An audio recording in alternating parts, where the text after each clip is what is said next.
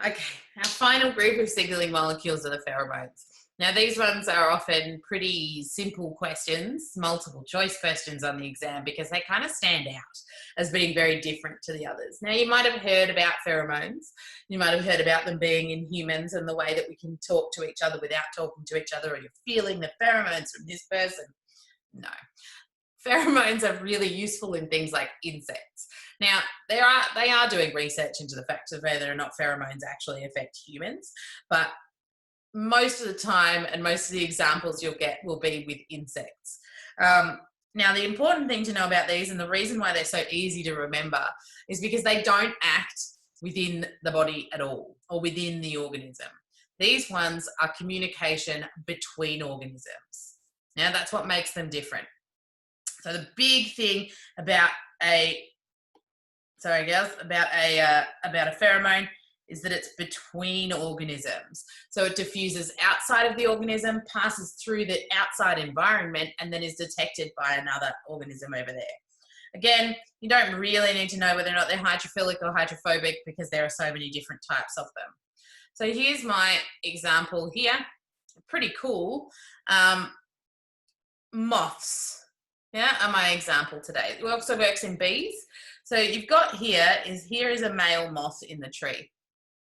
Now what he does is he releases his pheromone and it passes away in the wind. So here it is passing away in the wind. So what happens is a female, let's make her pick, yeah? A female will start to detect that. So she'll go, oh, there's pheromone over here, I'm going to go there. And then she'll keep going over here and she'll go, uh-oh, no pheromone. So she'll change direction. Oh, pheromone. Uh-oh, no pheromone. And they end up going zigzag, trying to follow the pattern of the pheromone, and eventually, oh, they'll find their love. Yeah? So it's a really nice way for them to communicate. They can't talk, so they release these chemicals into the air and other female moths come over. Now, you can also use them to confuse people. So, what they've done is we can use these, to confuse the insects. So normally you get this nice clear stream. Yeah, can you see this nice clear stream that's going along in the wind? If you are a scientist trying to stop the moths from breeding, you make a big cloud of synthetic pheromone. Now, the female moth is going to get into that and she's going to walk around. She's going to be like, what's happening? I don't understand what's happening. And she won't be able to find the male. If she can't find the male, she can't mate. If she can't mate, then there are less moths to eat your fruit. Yeah? So there you go. So there's an example of how we can use it. We also can use them, because humans are pretty nasty to the way that we treat animals sometimes, to trap them.